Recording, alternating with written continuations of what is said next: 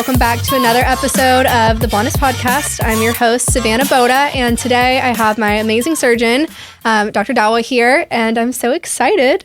Very nice to be here. Thank you for having me. I'm excited. So he's done a couple surgeries on me, as you guys know, but we really are going to get deep about just a lot of the stipulations and things people have to say when women change their body. I think it's such a good thing to talk about because I am so open, and it's hard to keep open when people constantly, try to drag you down about being free about your own body.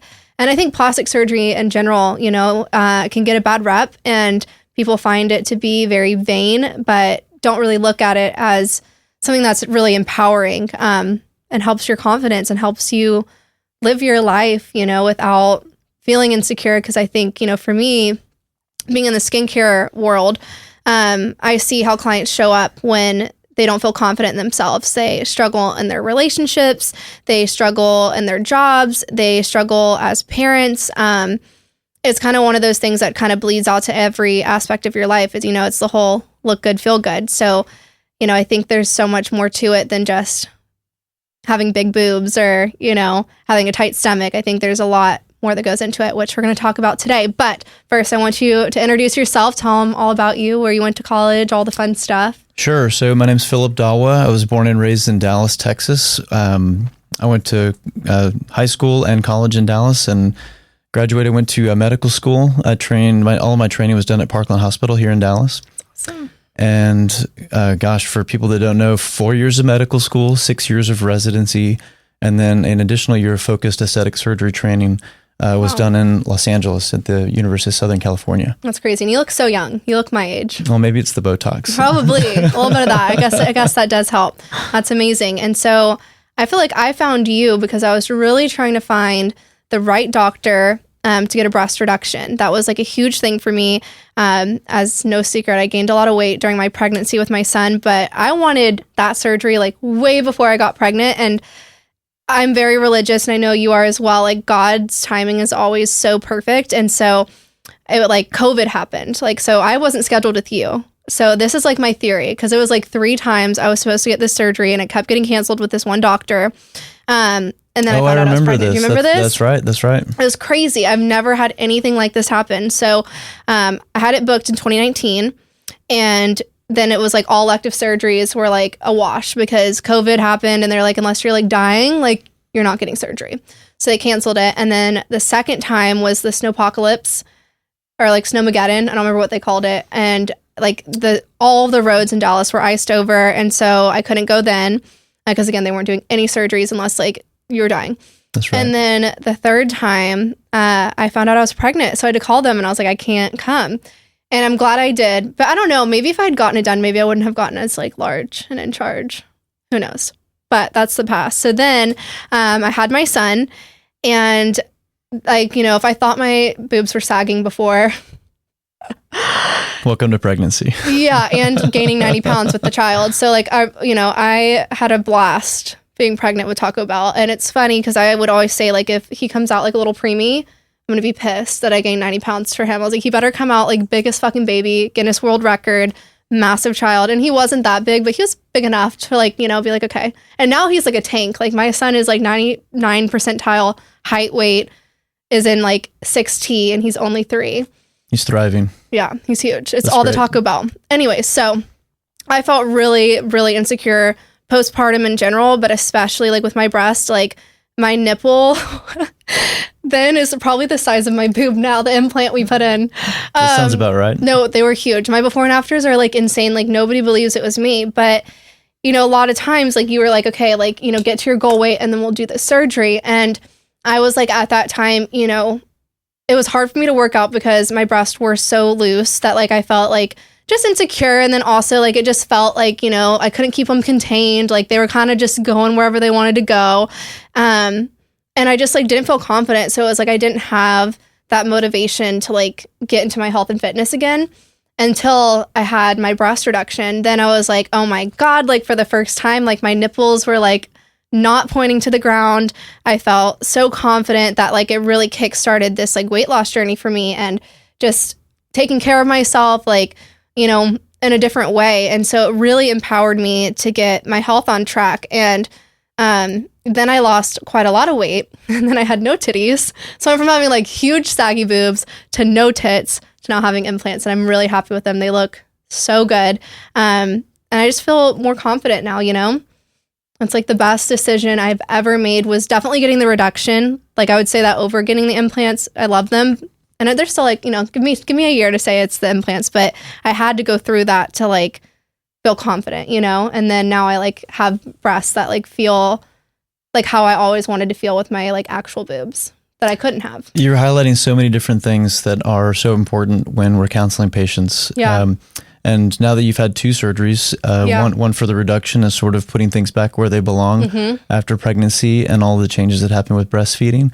And now going to, you know, weight loss journey and adding implants to add shape to an otherwise shapeless breast because of the weight loss. There's a lot to unpack there. There's so much. So let's get into it.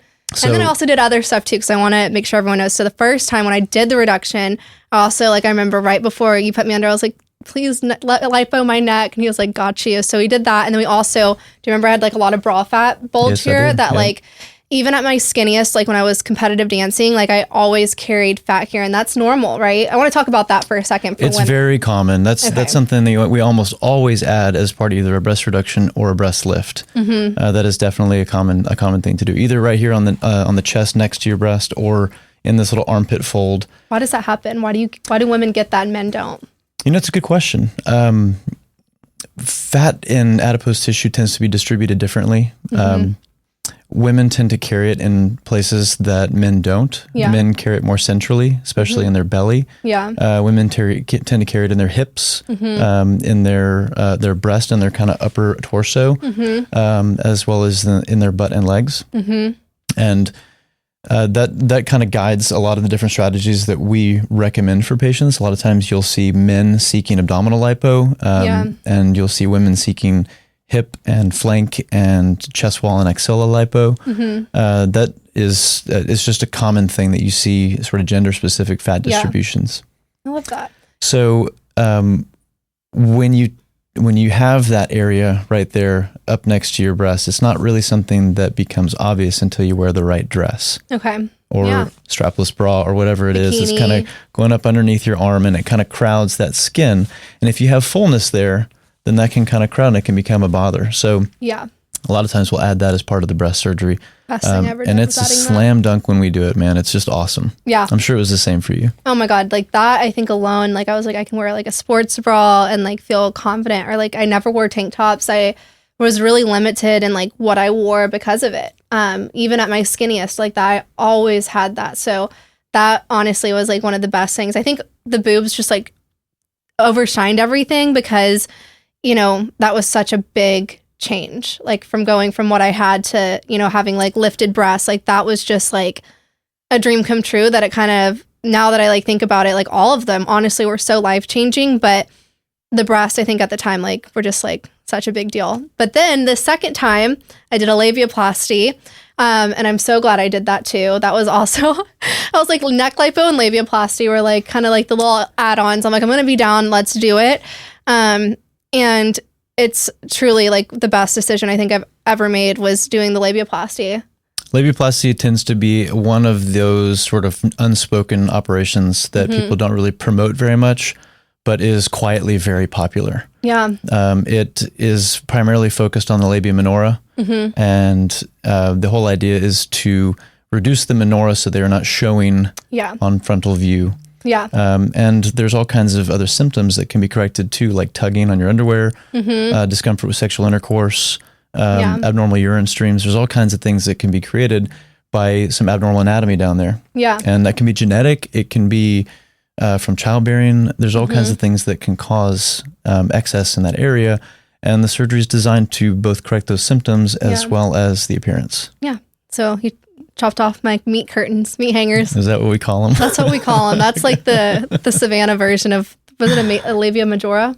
Labia minora. Yeah, the majora. What's the majora? Majora is the outside, and the labia minora are in the inside. Yeah, so thinners, which again was like honestly super easy healing process. I think the worst part of everything for me is not taking baths. which I think is like pretty good. Like if that's like the only downside, because I love my baths. But yeah, have not tried her out yet. He said I have to be good for 8 weeks. Let him heal. And I was like, honestly, this is like, and y'all know me. I was like, this is like the best because, you know, I'm recently divorced, all those things. And then also I'm opening my spa. So I'm like, you know, if the kitty's off limits, I'll just be focused on work. And Tyler approved that message. He was like, that's actually the best thing you could have done. So I can stay focused.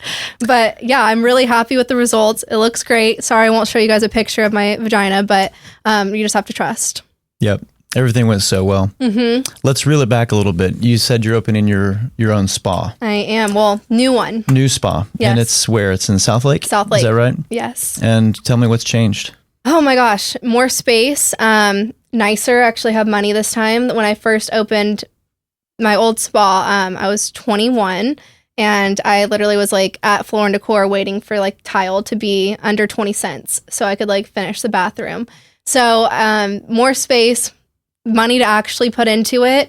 And now I have providers under me, which is really exciting. So, you know, I've really spent the last 10 years, 19 to now, just building this practice. And now I finally kind of get to be more on the back end, which is exciting. Like I'm still going to see clients, but not in the way that I was. And I get to just foster growth for other people. So. As you grow, do you find yourself becoming more of a manager of people rather than a provider?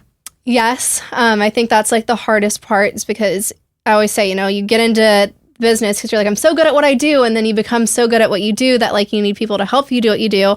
And then you have to manage those people. And then it takes you away from doing what you were good at doing. And it's so impressive in your youth, what you've built. You've become such a force in the esthetician and aesthetic space. Thank you. I think you've gotten a lot of recognition, and that's very well deserved. As have you. You've made Dallas have the best breast. Sure, I appreciate that. It's true. But yeah, you should be very proud of yourself, and I'm very impressed. Thank you. It's been fun working with you. So let's dive into some of the attention that you've been getting for your surgery. Oh yeah. Well, I always have haters, but then of course, like, you know, when you do anything, do you know that, what's her name? Follow Your Arrow. Do you know that song I'm talking about? Where it's like, if you can't lose the weight, then you're just fat. And if you lose too much, then you're on crack. And it's like, damned if you do, damned if you don't. So just do I don't know that song in particular, but I know exactly what you're talking about. I want to say it's from Casey Anthony, but that's the child murderer. There are multiple different stories, songs probably about how women just can't get it right. It's always something, you're going too fast, you're going too slow, you're making too much money, you're not making enough, you're too fat, you're too thin. Mom, you have no direction in life, a working mom, you're an absent mother. Yeah.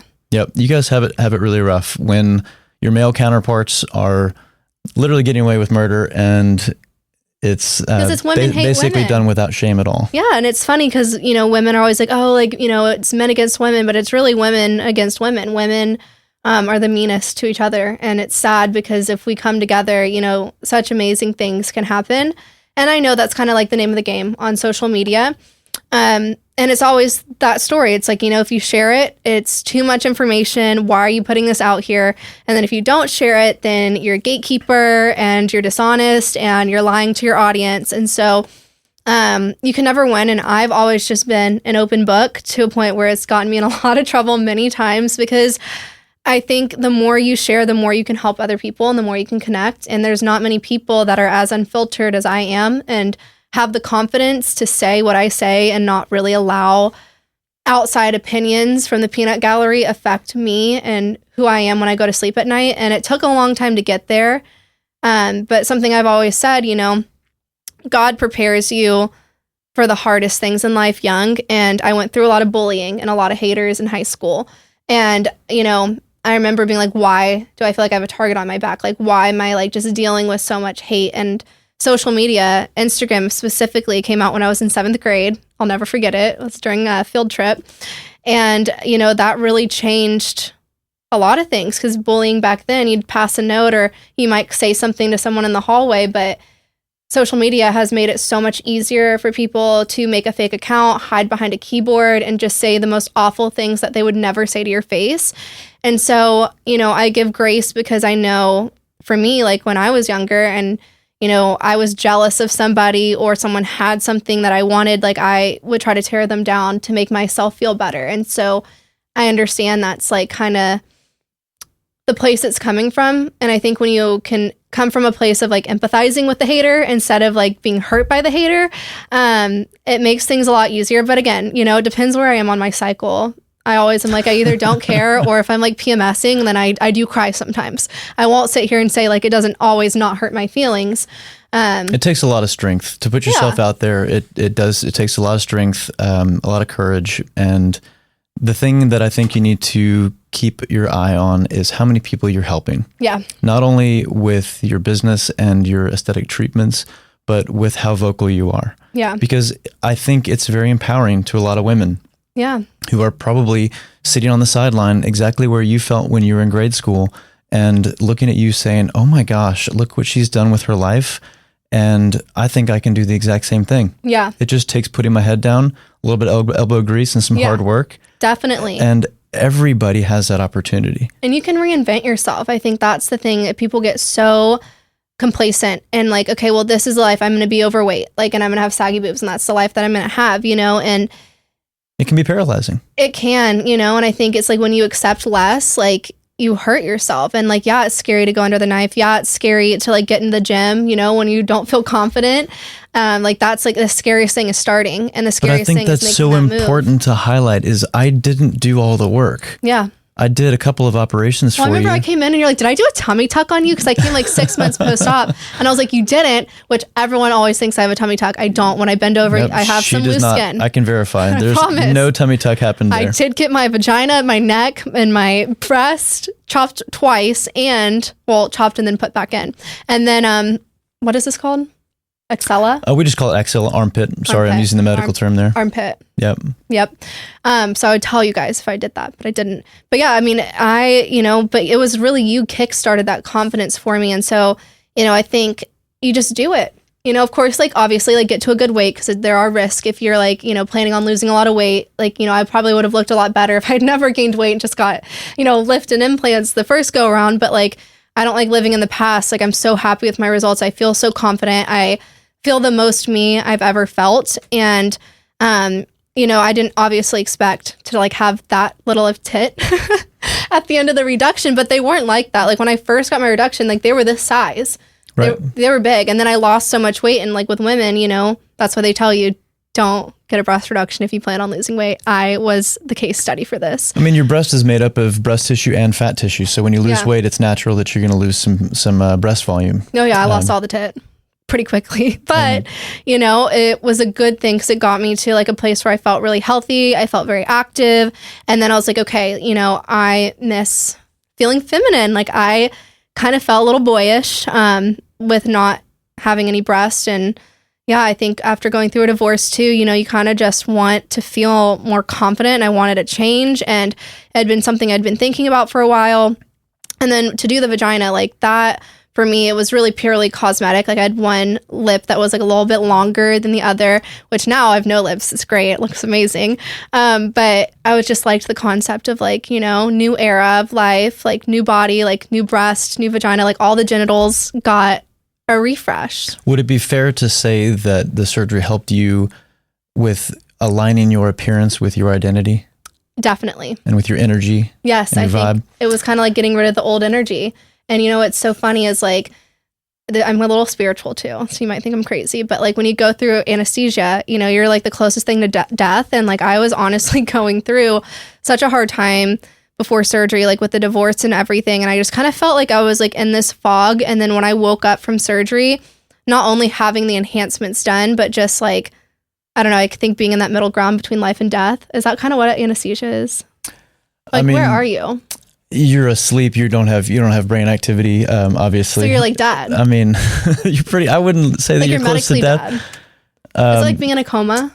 I mean, dead is a description. I would say more closer to, I mean, I wouldn't even say that. You're very much alive. Okay. You're in a very controlled state. Well, I had like a literal spiritual experience when I was under anesthesia this last time. You're in a very deep sleep. Yeah. So we kind of grade levels of anesthesia by your ability to respond to stimuli. Oh, wow. So if you're asleep, just How in your bed. How fast did I knock out? And what was the last thing I said? Did I say anything fun? I forget exactly what we were talking about. I think what we typically do is try to create a very calm environment for people as they go to sleep. Yeah. Did the anesthesiologist ask you to pick out a nice vacation? No, I don't remember Sometimes anything. they'll say, go to that beach, go to that mountain house, whatever it is. I remember nothing. Sometimes we'll ask people to count back from 10 and see how far they can make it. Wow. Do you know, for me, do I take a lot of anesthesia to knock out, or am I pretty like... No, I would say that number one, you're a small person. You're not a drug user. There's all kinds of different things. So if you're a druggie, like it takes a while for you to go to sleep? Oh, no doubt. No doubt. way. Yeah, it's well known. People that have sort of ramped up systems because of drug use and alcohol use, they require more narcotics, more anesthetic agents to go to sleep. I did not know that. Yeah, that's crazy. But yeah, when I went through the anesthesia this last time, like I woke up and I just felt like clear, like life was like worth living again. And it wasn't just because I had surgery. Like I just felt like I had this like spiritual almost awakening through surgery, which I like asked, which they know this. I have an astrologer and I love her. And she was like, that's like a normal thing when people go through surgery, you're like in this like space. I will say that when you are having general anesthesia, when you undergo surgery, as you're waking up, you do get a bit of a window into somebody's soul. Yeah. It's that's kind of the spiritual side coming out, but yeah, when you're waking up, you see people who have internal struggles. They wake up agitated. They wake up suspicious. Was I suspicious? No, you woke up like an angel. Oh. You're very sweet on the inside. So nice. That's the nicest thing anyone's ever said to me. I'm clipping that and like putting it on repeat. Well, it's true. Oh. And you do enough surgeries, you can start to sort of see different trends, and there are certain people are right. Yeah. And as you're waking from anesthesia, you can see that internal energy that it's definitely angelic, and you're not. Aww. It was not agitated or you're not a fighter. No, I'm not. I know I've always said if someone tried to like murder me, I'd be like, it's my time. I accept it. That's my fate. But yeah, it truly has been the best decision. Okay, so I want to talk about a little bit. Everyone wants to know what implants, what size, and why. That is like one of the biggest questions. And why, I guess I can answer personally, which I kind of did. Why did I get rid of them to get them back?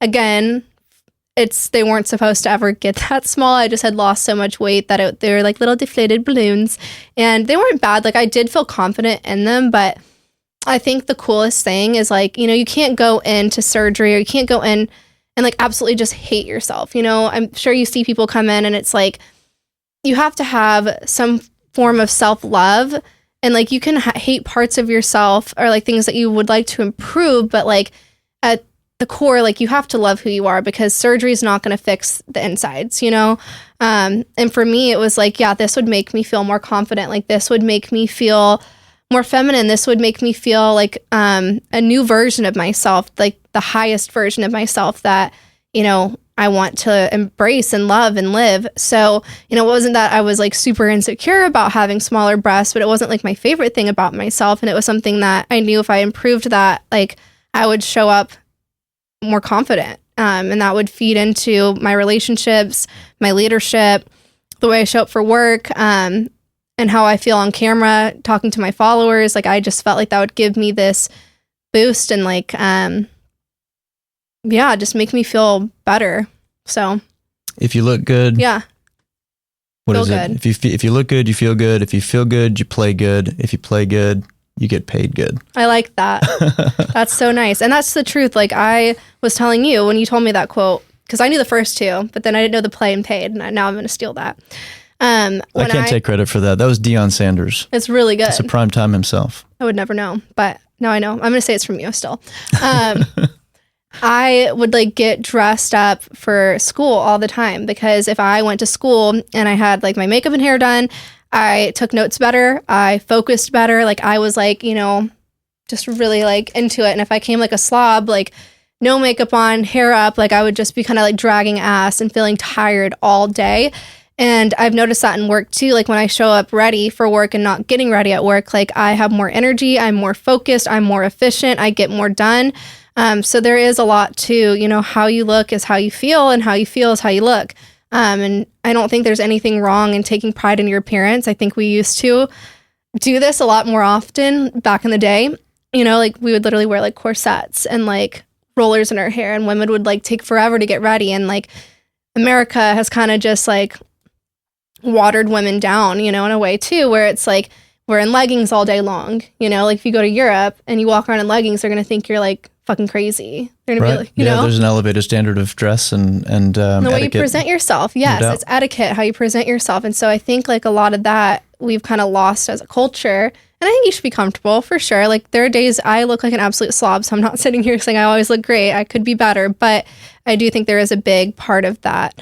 And I see it too with skin. You know, I have clients come in, and I'm sure you have felt this in consults where you're like, do they fucking hate me? Like they fucking hate me, you know, like they do not like me. And then it's you a do their slippery surgery. slope. You can certainly feel that. And you have to be very careful when talking about somebody's insecurities. Yeah. And you also have to sort of vet the insecurity, make sure that you're not treating somebody with some red flags, right? Yeah, that's a huge somebody thing too. comes in and you assess that their insecurity or their interest is not necessarily addressing an insecurity for the right reasons. Yeah. You want to empower the patient. You don't want to reinforce an insecurity that they think is going to fix something else in their life. Yeah. That leads to objectification of that patient. Like, oh, if I get breasts, my husband will love me again. Exactly. Yeah. You think it's going to save a relationship, or you think it's going to make you more successful at work. Yeah. This really should come from within, just like happiness and beauty. Everything should come from within. And if you feel like it's going to empower you, then more power to you. I love that. Yeah. Let's talk about your implants. Okay. Yeah. Let's talk about them. I jump around a lot. That's like okay. So you have gummy bear implants. Mm-hmm. They are. What does that mean? They're smooth and they're round. Gummy bear refers to the gel on the inside of the implant. Mm-hmm. It's a silicone implant, and it is made of a gel that is cohesive. Okay. So what that means, it's sticky. Years ago, there were some problems with implants rupturing or breaking inside the body, and that silicone leaking into the tissues and then migrating through the lymphatic system, and it would get into their lymph nodes in their armpit. Is that where people would say like breast implant illness? Is that where that came from? That's a little bit different. Okay.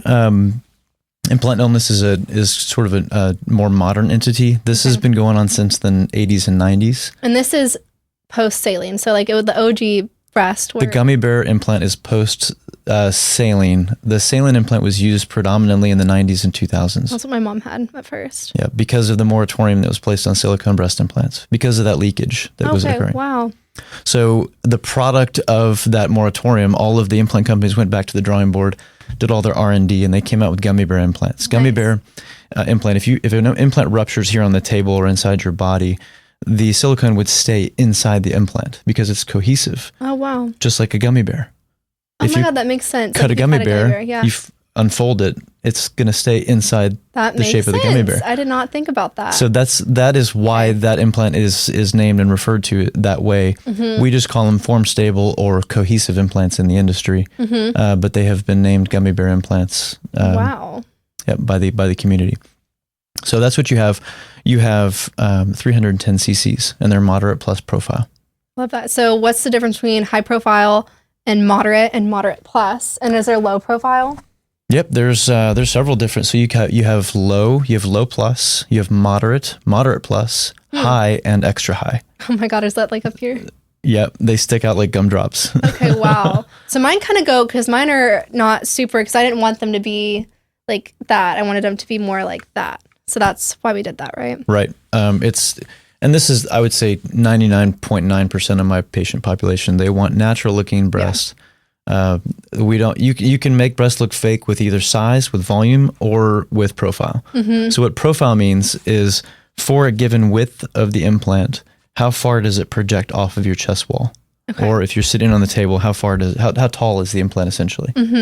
And obviously a more projected implant is going to be bigger, but it's also going to give you more upper pole fullness, roundness, cleavage, all of the sort of fake breasts elements. Okay. A moderate plus implant and low and down from there, moderate and low plus and low are going to give you varying degrees of that natural appearance. Okay. Where it just volumizes your breast and it doesn't give you the same degree of shape. What's the biggest CC they make? Right on the 800 cc mark for a silicone implant. You can get larger implants if you go saline or if you custom make the implant. Have you ever had a custom made implant? No, I haven't. Have you ever put an 800 cc in someone? I have. No way. So there's two reasons you would do that. Number one, in a larger patient, somebody who's over 6 feet and has a really broad chest, an 800cc implant sometimes doesn't make as big of a change as you would think. Wow. And then secondly, for women that have lost their breast tissue from breast cancer, mastectomies, that patient population, you need more implant because you've lost the volume from their breast. Sense.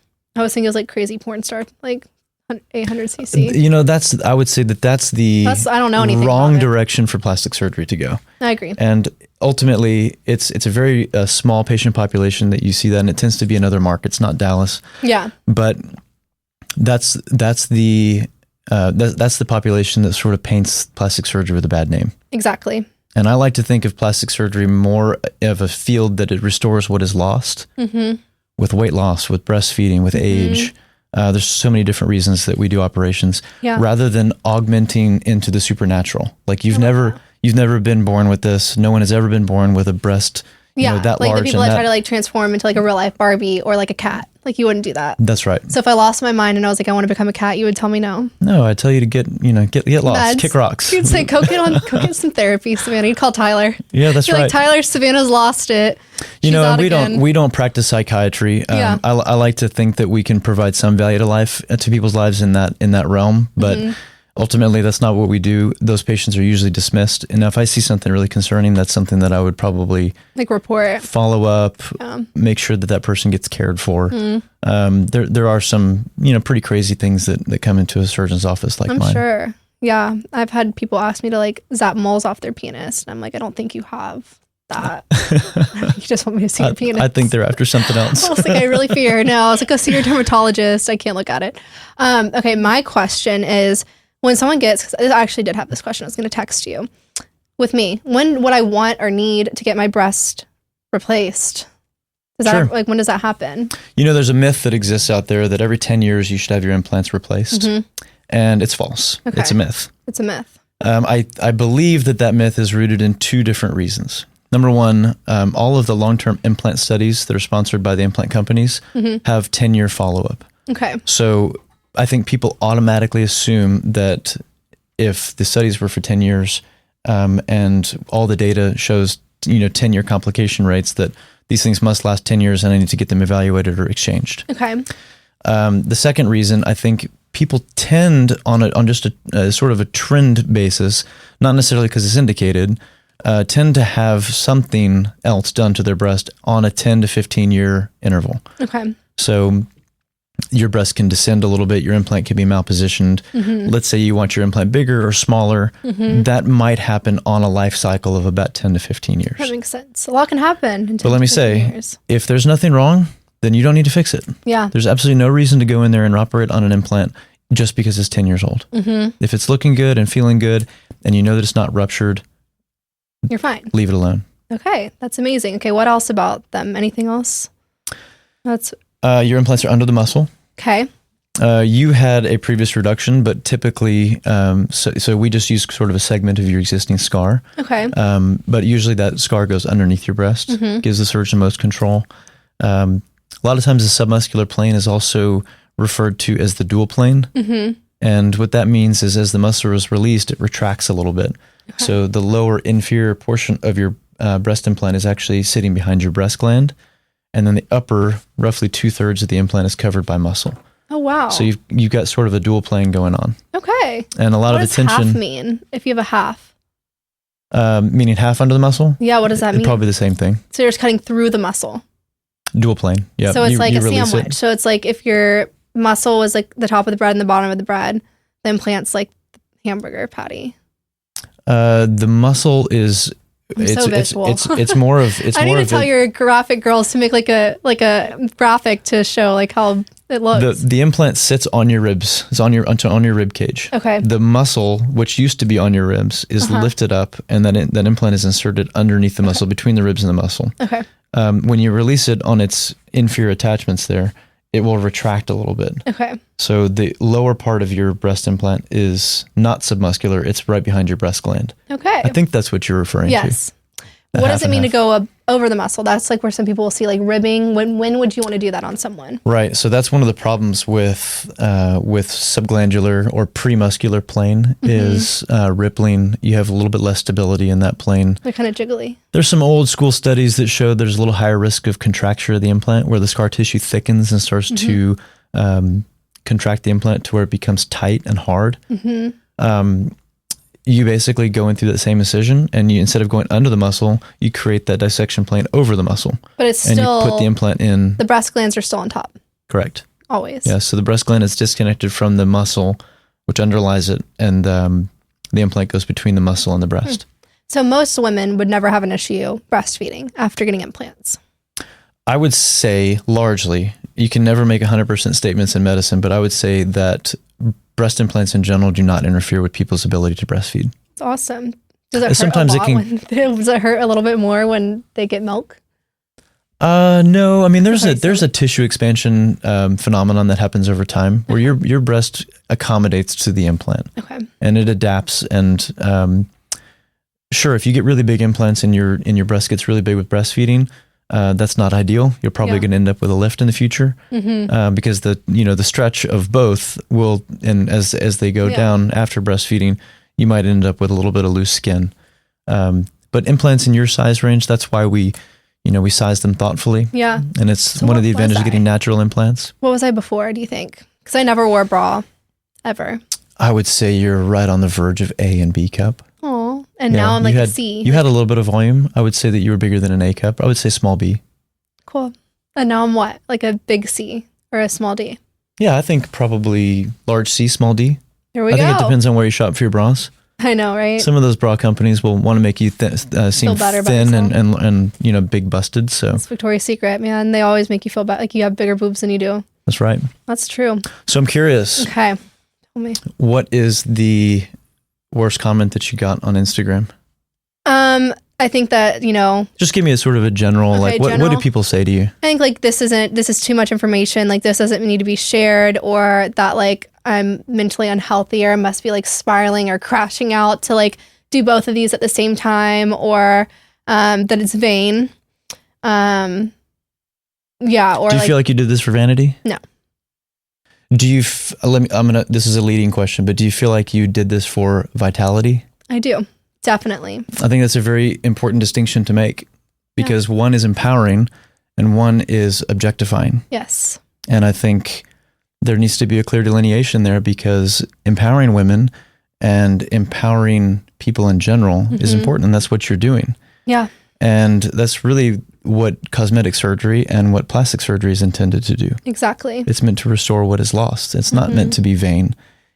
Sure, there is some bastardization of some of the operations that we have in our field, but that shouldn't be defining of our field. I agree. And that's kind of how my practice is and why I really love you and why I picked you as my surgeon is because, there are sides of the aesthetic industry where it's just like, making beautiful women even more beautiful, which is also great. But there's also the part of it where, you're helping women gain confidence back, when they show up to work or they show up in their relationships and they don't feel good. They have acne or they have, sagging breasts. Like, I always felt insecure during intimacy, like even in my marriage, and so being able to feel more confident.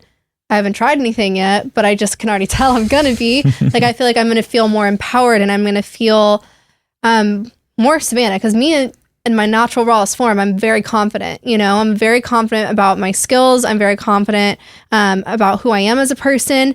I think my body was like the last little piece to kind of make me feel fully embodied of like my truest personality, my rawest form, who I am. So, it really was more of like a vitality thing and then also confidence booster, definitely, Do you think that somebody who was, say 250 pounds that was coming in for some liposuction would get the same shame that you did? I do actually. Really? I do. I think they'd say it's the easy way out. You should have gotten in the gym. I think that's the same thing they say about Ozempic. It's like it's a cheap shot. It's getting your stomach, or what do they? No, I wanted to say your tube's tied. What is it called when you do a gastric bypass? Bypass or a gastric sleeve. Same staple thing in the stomach. Yeah. It's, you took the easy way out, but I guess with like boobs, I think the only good thing is like you can't grow tits. See, I have found you can't go work out and get tits. What I have found is an encompassing statement that tall trees catch the breeze. Mm-hmm. If you are a beautiful person and you already gain a lot of attention, I think you are more of a target for body shaming. For sure. We find it all the time. When there's a by societal standards, somebody who is considered beautiful is enhancing their body because of probably a well-justified and very normal interest in cosmetic surgery. Those people are a lot more prone to getting body shamed than somebody who's coming in for, let's say a 48-year-old man wants me to address his gynecomastia. Do you think he's getting body shamed? Gynecomastia is man boobs. Oh, no.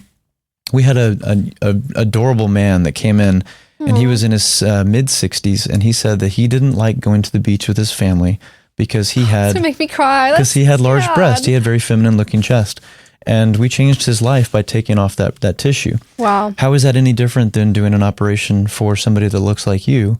And what I'm saying is, tall trees catch the breeze. 100%. And I think he's in the shadows. He doesn't get the same attention that you do. Yeah. And when somebody sees you enhancing yourself, you're just a bigger target, and you're gonna catch more shame than 100%, because you can't have it all. People don't want to see someone that has it all rather than seeing someone that has, and I don't have it all, but I think people compare a lot, and they're like, when I was bigger, people liked me a lot more. Like Tyler's ran my analytics. I got way more likes. Way more people were interacting with my content when I was larger.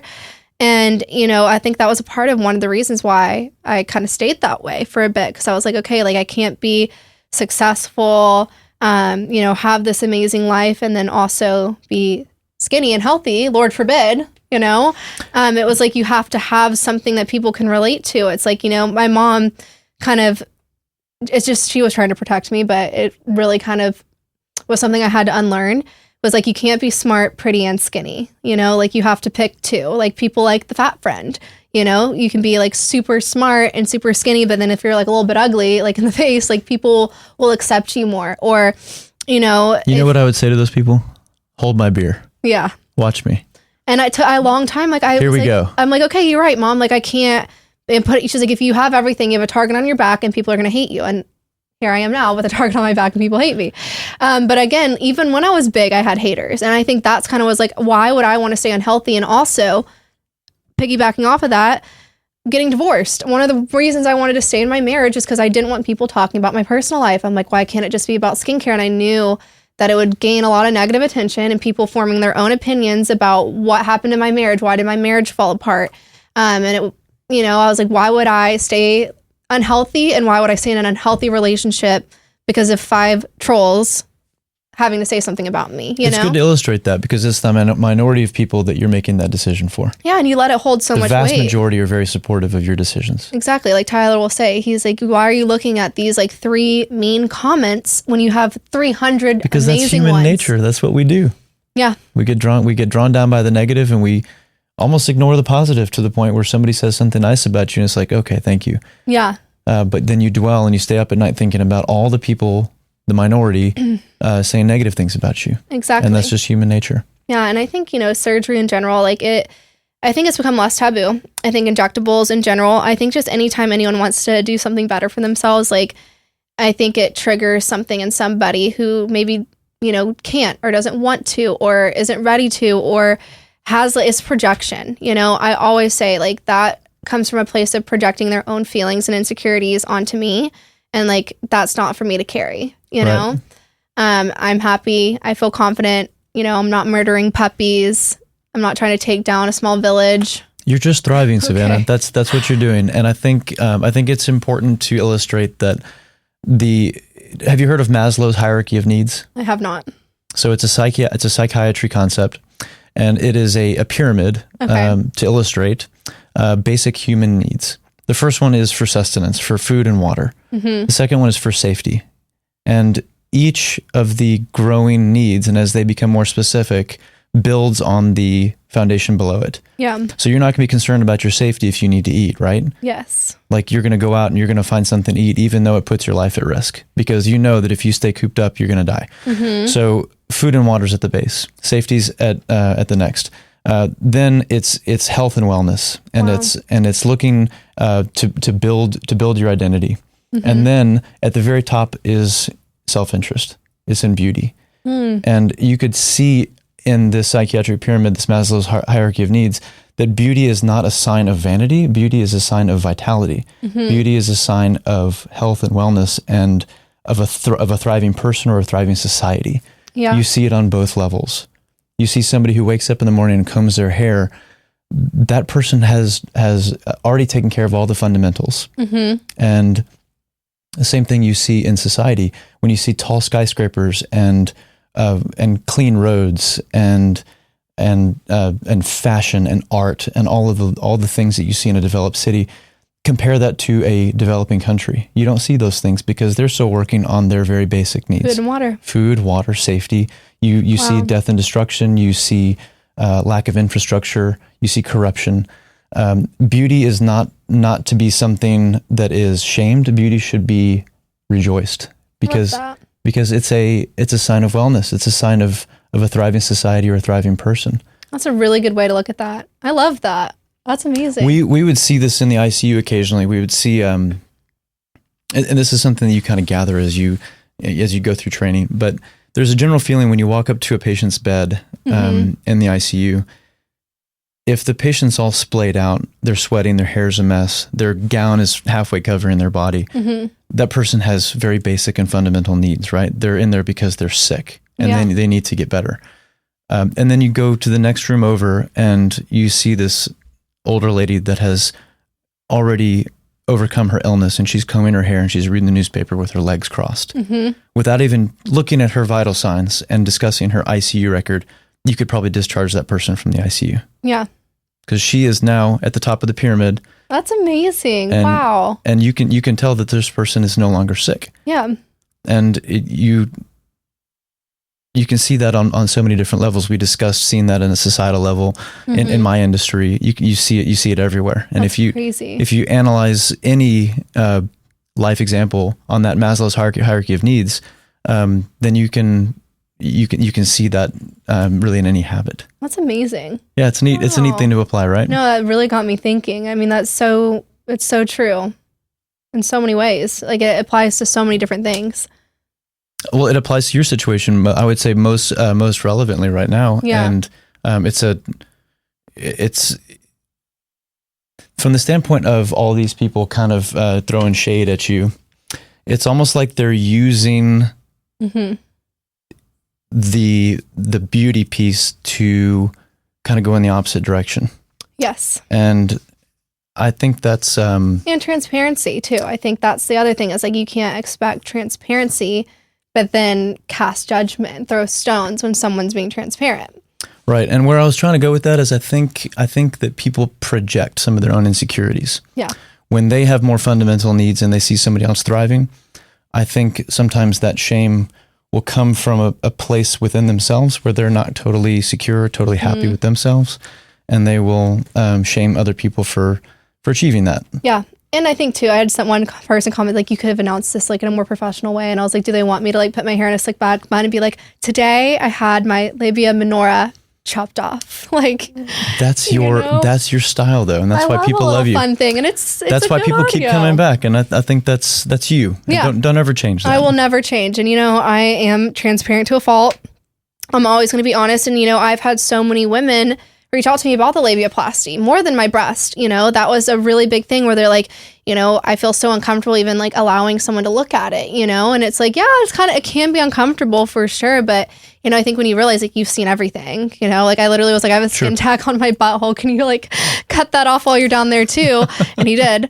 I think there's just, you have to put yourself out there. And like, also, I think that's a hard thing for women too, is like feeling comfortable and feeling like seen and safe. And like, that's something that I really appreciate about you is I've always felt so safe. I've always felt taken care of. I've always just felt comfortable and safe with you. And, I think a lot of surgeons, like, especially when I first was like trying to like get assessed, like I had some that I consulted with that I was like, they don't feel like they cared, one, or like they were like weird, or, I think that's like a big part of it. But a lot of women like didn't know about that you could even do that, or that was even an option. And, I had a lot of people say, when they are working out in their leggings, like, it kind of like is uncomfortable when they're riding a bike, if they're a cycle class girl, or, just day-to-day sex, driving, sitting, whatever sports they do, and how it looks in tighter clothing,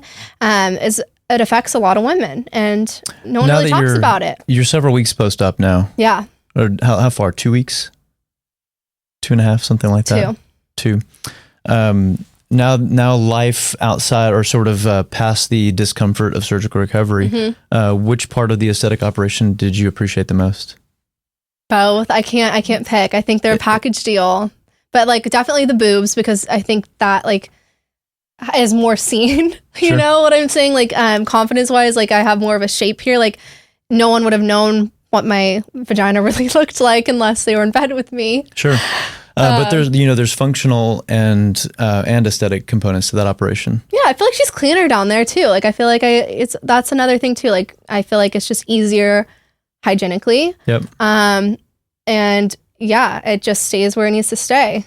It goes where it needs to go. Like I feel like I used to have to like tuck a lip back in once in a while out of like my panties. Like I'm not kidding. Like I'd be sitting. Sorry, Tyler.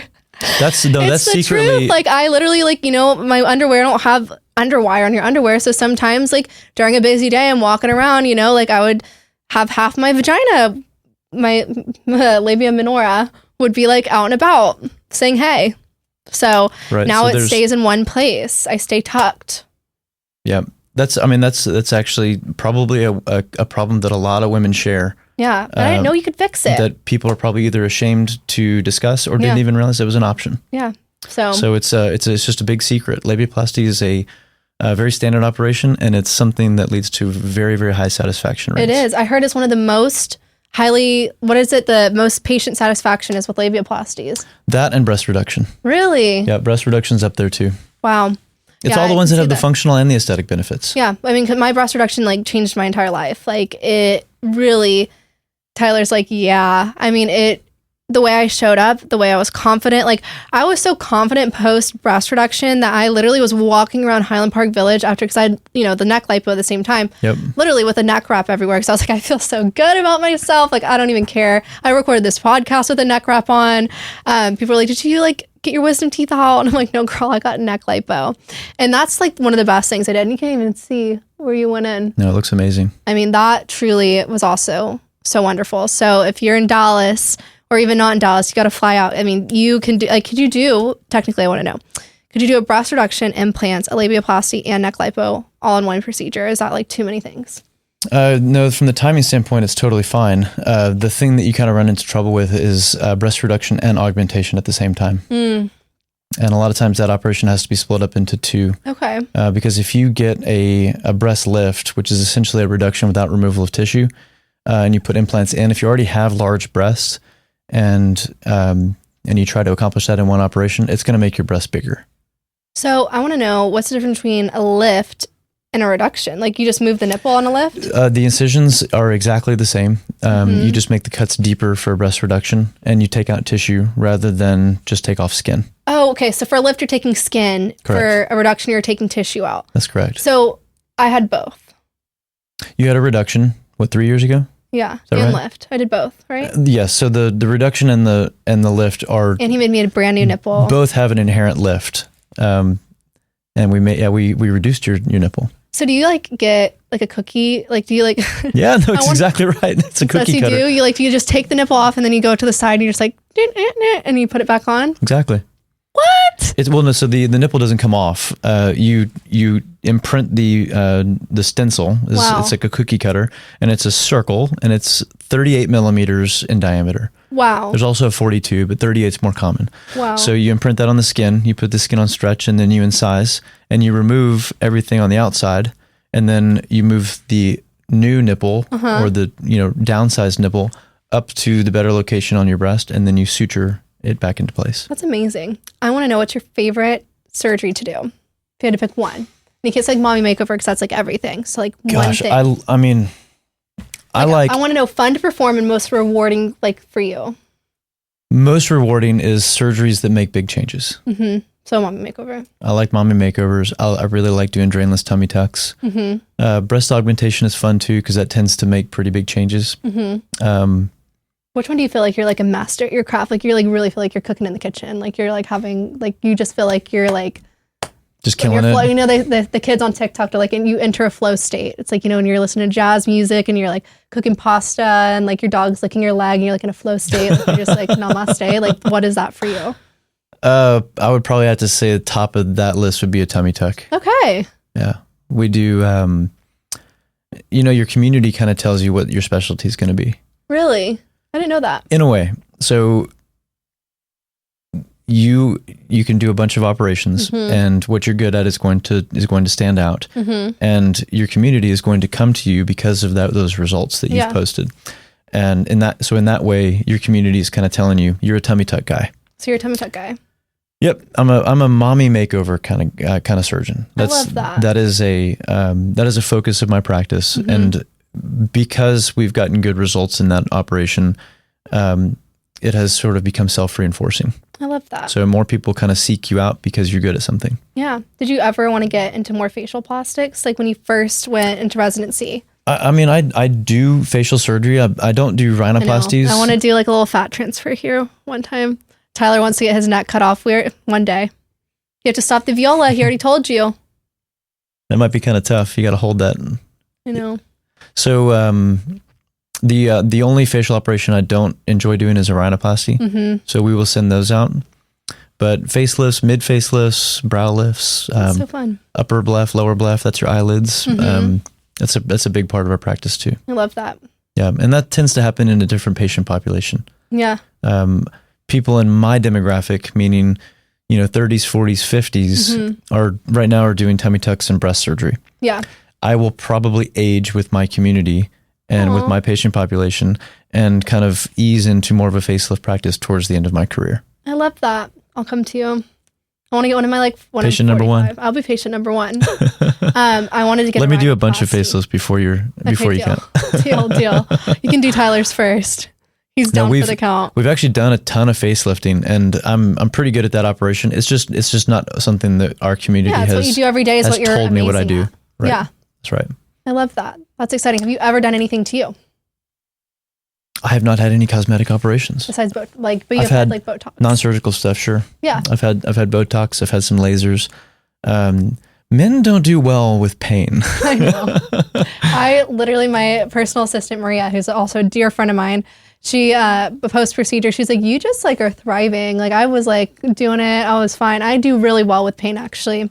I think women do, and I think I've had a C-section, so I think, and I already had like neck lipo. Honestly, I'll say lipo hurt more than the labiaplasty and breast reduction and breast augmentation. Lipo can suck. Some people tend to underestimate lipo, but some people walk away and say that's no big deal. Yeah. And some people have kind of an easy time with my it. boobs, the first round, nothing, fine. I think for me, it was definitely the lipo. It wasn't even the neck lipo that hurt. It was more like the arm area. The arm, yeah. Yeah, lipo can be that way. It's variable. It just, there's pain threshold playing there. There's, amount of lipo, the aggressiveness with which you do it. Some areas hurt more than others. So. I want to know, because I've been asked this too, what's the difference between, I don't know if AirSculpt, if that's like a trademarked thing or if it's just like a type or like a machine. Yep, AirSculpt is just lipo. It's just a trademark. This is something that's common in our field. So surgeons or doctors in general will try to brand something that is done literally by everybody. Yeah.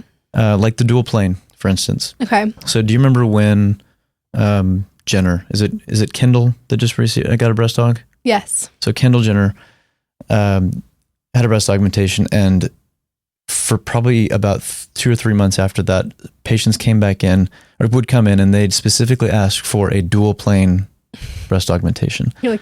And it was purely because Garth Fisher did a dual plane submuscular breast aug, which is very standard. Is that what I have? That's what you have. Everybody that has, in the US, I would say 99% of people who have a submuscular implant have a dual plane breast aug. Okay. And it's just the fact that he highlighted that in his surgical description that has created this market hype. Yeah. But it's already something that people do. Yeah. So just because something is named something differently doesn't mean that it's something special. Okay. So what AirSculpt is essentially a proprietary liposuction technology that has replicated one that is used widely called microair or power assisted lipo. There's a reciprocating handpiece. You're talking about laser assisted lipo? Yeah. So there's been all kinds of different energy technologies that have tried to been combined. Is it like tightens while it takes the fat or something? Yes, in a way. That's what it's meant to do. I would say the only lipo technology that actually leads to any real skin tightening is Vaser, which is ultrasound.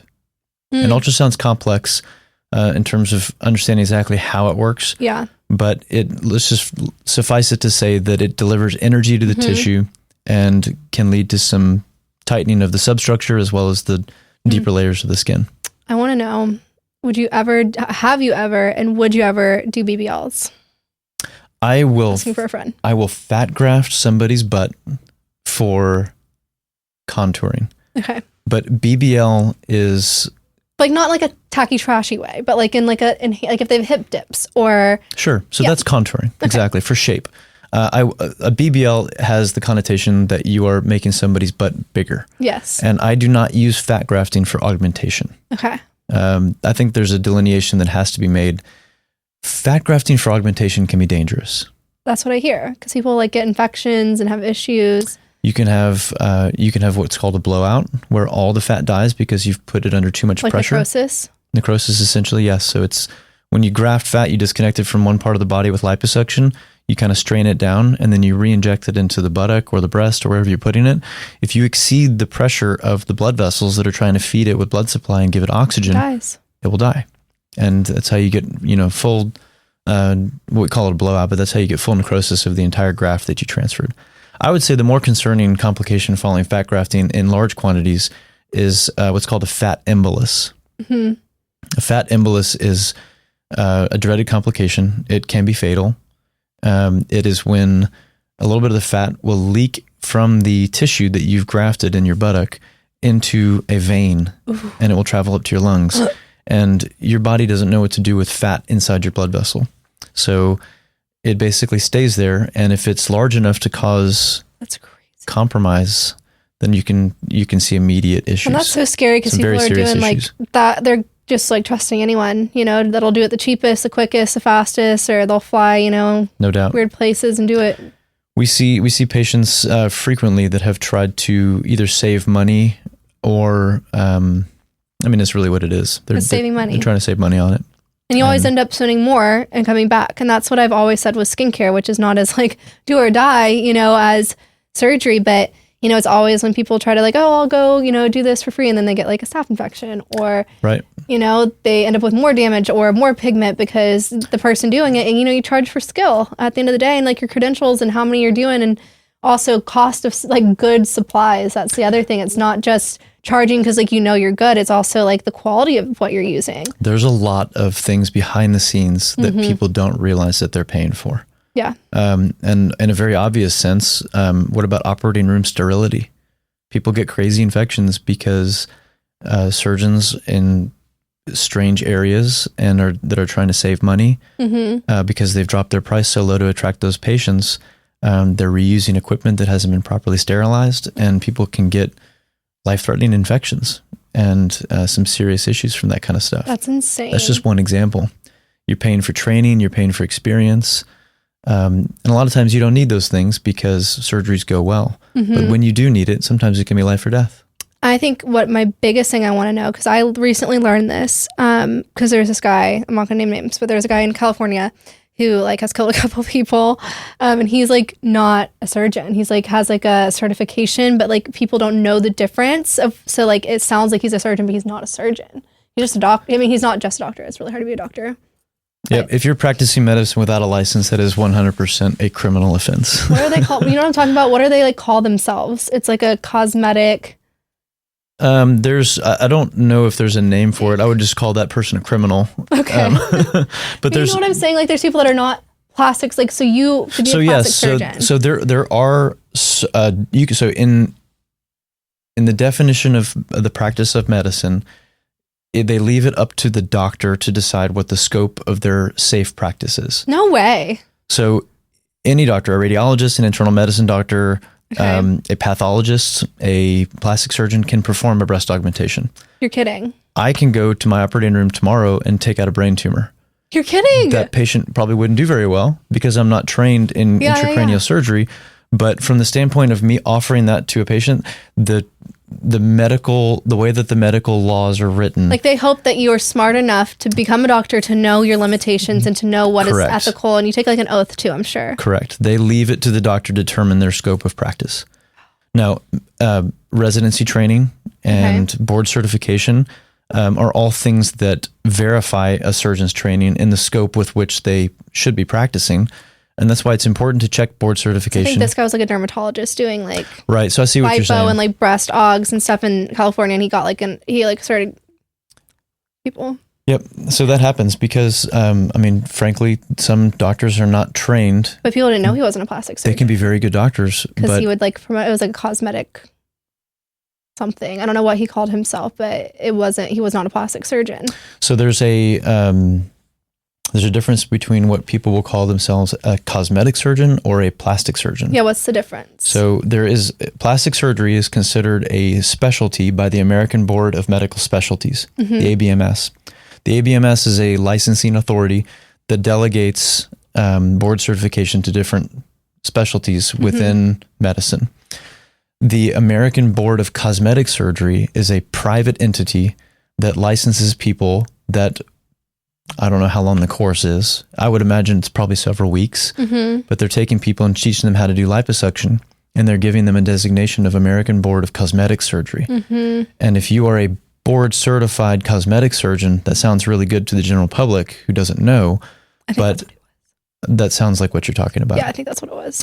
So if you're a board certified cosmetic surgeon, you've essentially taken a course and you've gotten a paper to hang on your wall.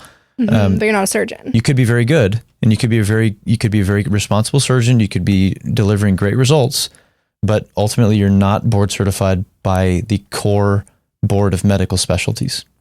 So an internal medicine could be boarded in cosmetic surgery and performing liposuction and breast augmentation. And no one would ever know unless you asked. That's right. Wow. And it's not necessarily that all those people are bad at what they do. No, it's some just of them they make didn't very do good the decisions. Extra training. It's a matter of experience and training. Yeah, that's right. A lot of safety, and I think regulation. we would want to know that. And also, if like they're charging as much as like you, who have gone through so much training, residency, all of that, like it's like.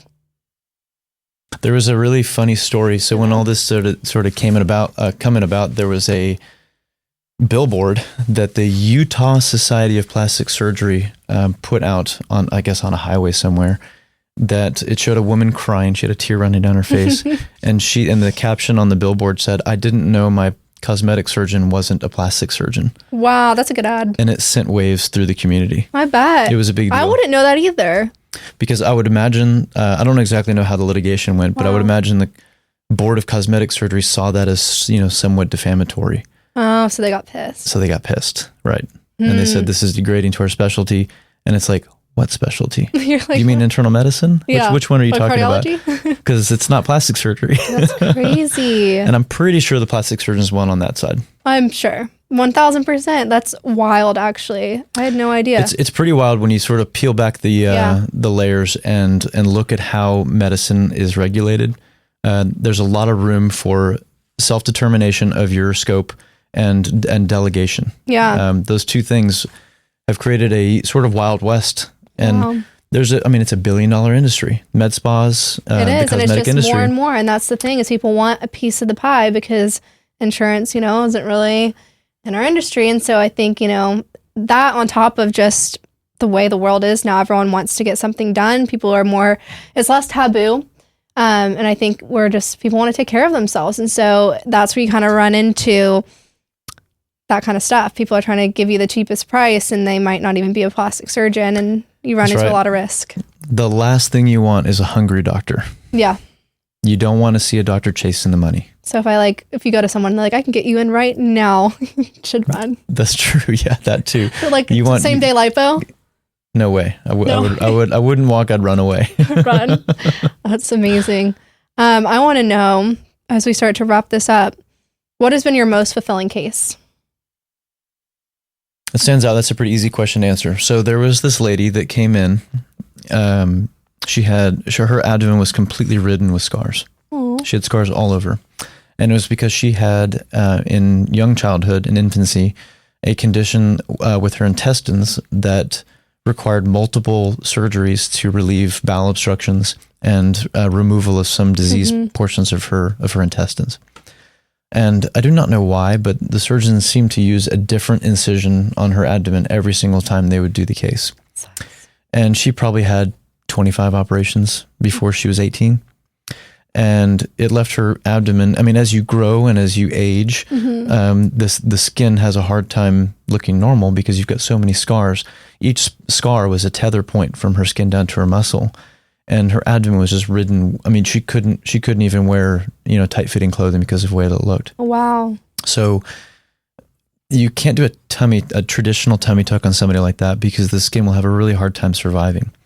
So what we did was, we did what's called a vertical tummy tuck. Wow. Where I went from her sternum all the way down to her pubic bone, and I encompassed probably 95% of the scars, and we excised them, and I closed it with one single midline scar. Wow. And what it did was it eliminated most of the scar burden on her abdomen. Wow. It gave her a scar that is a little bit more acceptable.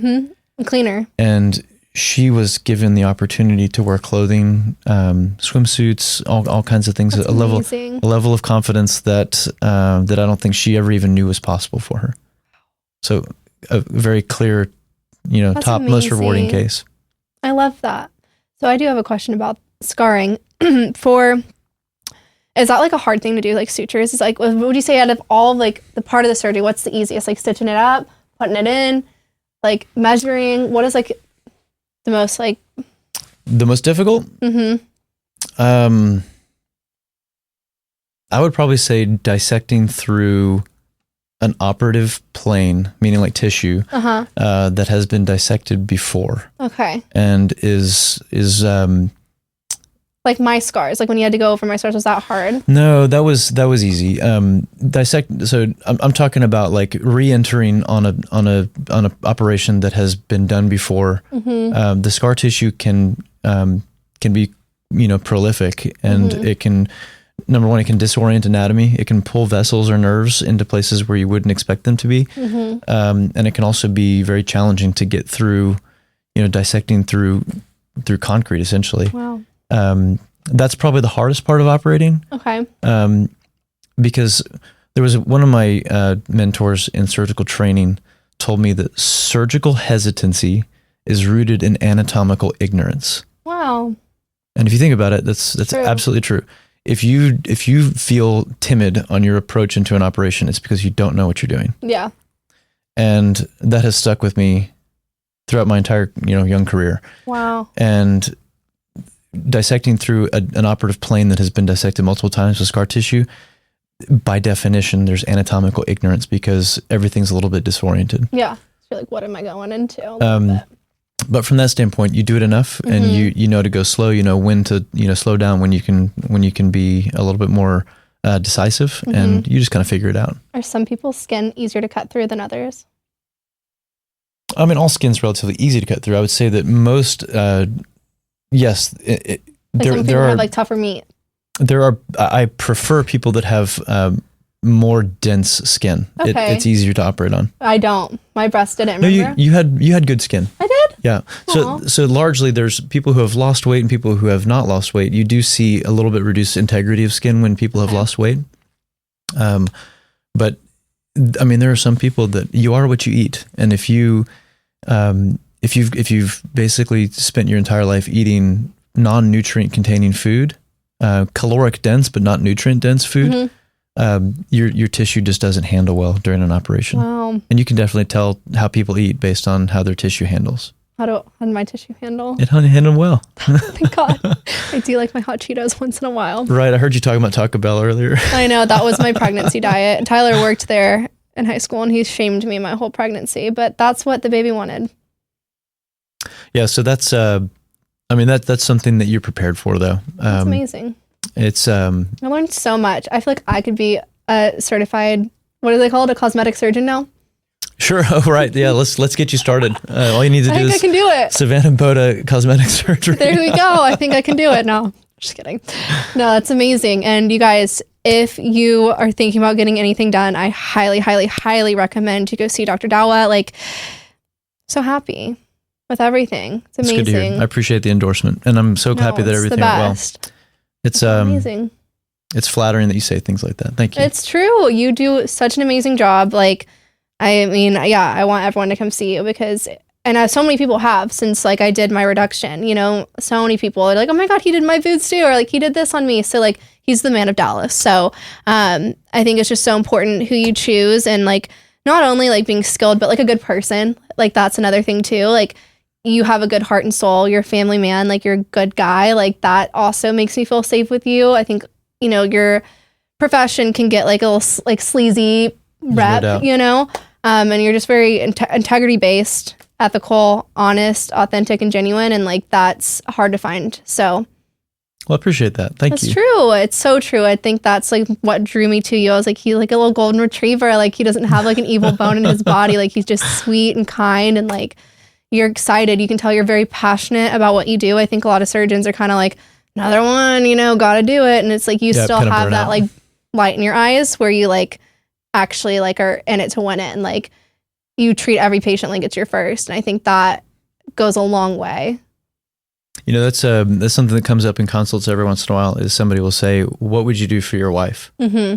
And I never change my answer, because if I was doing something for you that I wouldn't do for somebody that I loved, somebody who's important for me, then I'm not doing the right thing for you, am I? No, exactly. So I think you have to practice like that. Oh. And it doesn't matter if you're doing cosmetic surgery or, you know, changing tires at a discount tire. You have to treat people with the level of respect and thoroughness that you would treat your family. Exactly. And you need to make decisions for humanity without discrimination.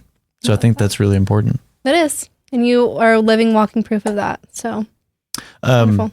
Well, this has been wonderful. Thank you. We'll have to have you back now that you're so close by. I'm trying to make him have his own podcast. That sure would be fun. There's a lot to discuss. I know. It's a good time. Thank you so much. I'm sure we're going to get a million people having questions, so we'll have to bring you back because they're going to want to know some juicy things. And just like, you know, I think just really breaking down the barrier of plastic surgery, because I think, again, it is taboo still for some people. And people are very dishonest, even celebrities, which is crazy to me. It's like, we all know. Right. That you did something. Yep. So yeah, I think just living authentically, doing what feels good for you. And like the biggest message is like, confidence, the way you show up in the world, you know, taking care of yourself. It isn't vain, it's vitality. I love that. It's vitality, not vanity. I love it. Yay. Thank you guys so much. We'll see you next Monday. And wait, how can they find you? What's your Instagram? Instagram is Dr. Philip Dauwe. PhillipDauwe. There you go. All right. Dauwe Plastic Surgery. Thank you so much. Thank you, Savanna. Thank you. Bye, guys.